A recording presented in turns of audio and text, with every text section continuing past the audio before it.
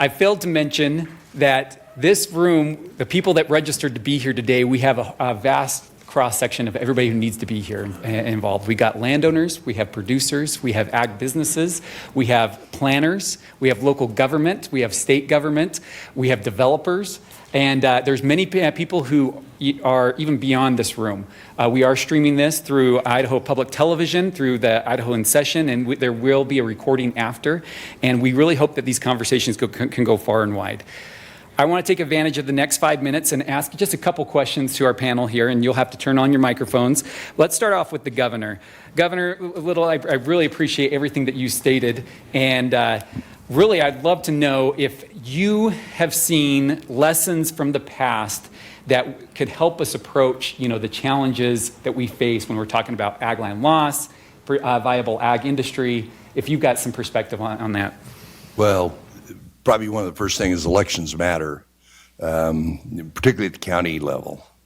I don't know any county commissioner in a rural county that says, I want to protect agriculture. And then somebody wants to do something that the entire ag community doesn't want, but that's our system. And but it also means organizations like the Farm Bureau are critically important, because if we don't hang together, we'll hang separately. Yeah. And as I always say, particularly in policy that affects agriculture, if you're not at the table, you're probably on the menu. And and when we just take it for granted, those of us that have been here for generations, but we shouldn't take it for granted, particularly with the massive change of the demographics of the state of Idaho. Yeah. I was briefly, we were trailing sheep one time, and skirting around this valley, and somebody yelled that our sheep were close to his property line, and he said he came from Delaware and that could never happen. I didn't resist. Well, I wasn't elected at that time, so I had a little more. I had a little more flexibility. I said, "Well, you better just go back to Delaware."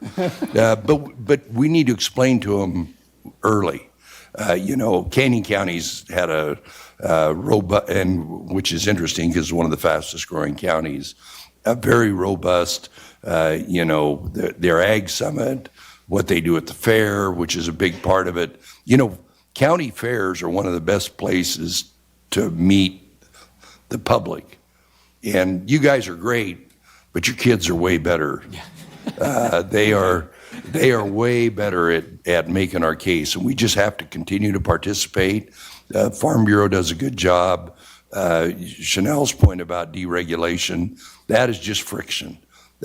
When I said long-term profitability, regulation is one of the biggest, and of course now we have a different chance. Matter of fact, right now, one of the deputy secretaries from agriculture is going to be in an office upstairs. I hired away. I think Brooke Rollins is hanging onto her bumper to try and keep her from leaving Washington, D.C. But we're going to be very blessed. But we need to, the things at the federal level that Chanel talked about, we really need to participate. I don't know what's going to happen 3 years from now, but I do know we have a pretty big window right now that we need to take advantage of. So many great nuggets of truth right there. Thank you, Governor. Really do appreciate that. Director T-Wall, I've got a question. You mentioned this a little bit in your opening statement, but the economic pressures that our producers are facing right now, are you starting to hear from these producers? I want to go back for a second. The whole reason why we chose this title, if Jamie Neal is in the room, he saw the initial title of this, and it was all about just the farmland loss. And of course, that's a major part of what we're going to be discussing today. But it's agriculture viability, and the governor just talked about that. But what are you hearing from producers? Is it getting to the point where this is playing in, the economics are playing into whether the land sells or not?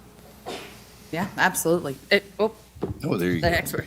There we go. I need the expert to help me, though. 100%, Braden, all of the time. So imagine an industry that is already under fire for every reason you can imagine. Yeah. Its water and its markets and the incredible international pressure. And I touched on it when I spoke, but I mean it when I say I hope people are paying attention to it abroad. we have sometimes these intramural fights at home. If we're not thinking about the fact that, Southeast Asian countries are ready and poised at the door to outcompete us in markets, and as soon as we lose those markets, they're incredibly hard to get back. If we're not talking about markets in a year where potato prices are dire, onion prices are equally or more dire, seed, sugar, everything except beef cattle is pretty horrendous, right? Yeah, shh. And the dairy side of the house is only made better because, Cameron's line about every dairy cow has a career change at some point in her life, right? Yeah. That's the only reason dairy's okay. And I look over, and the governor touched on Soviet management policy, so it's just fitting we also talk about organs. It takes an act of Congress in Oregon to build a house for grandma on the family ranch where she's lived her whole life. Right. So that's hard, but at the same time, the trajectory that we're on, that we have not had to face as a state with population growth, that's incredible because Idaho is the best place to live in America, bar none. We have to have conversations that we've never had before, and we have to do it with some honesty and some candor with each other, and to look at the toolbox in a different way. And so today's important. Absolutely. Thank you. Thank you for those remarks. And President Dorsey, I've got a question for you. How can we ensure that landowners and not government remains at the center part of this, the decision makers' perspective and this whole conversation? How do we make sure that the landowners, the producers, not the government, stays there? Thanks for this easy question. Softball. I sat down. I saw the lieutenant governor. I have to shout out, I had family that came from Oakley too, and I missed that one at the head pulpit, so I'm sorry about that. Yeah, I got a little bit of good. So I think that's the most important part, is that we focus on the producer, and some of this stuff with in our planning and zoning, we might not have the right tools to help that. It's pretty easy to go to an overlay, an ag overlay, but that takes away the private property rights. And it goes back to financial stuff. As producers, our land or our real estate is really the hub, the base of our economic survival. As I've traveled around the state and such, we're putting producers in positions where they have to decide, am I going to rent this piece of ground out for $8,000 an acre for 25 years to put a solar farm on? Or am I going to keep farming it for my kids? And as you go through the generations, like every one of our, ancestors went through some really, really tough times, right? My grandparents were right out of the Depression. They talked about buying whole tracts of ground for $5. Which, you know what that was? That was the property taxes that those guys couldn't pay, and they are off their ground. So that's why it's really, really important that we do not get government in here. Hey, we've been producing and we've been providing this ag land for generations.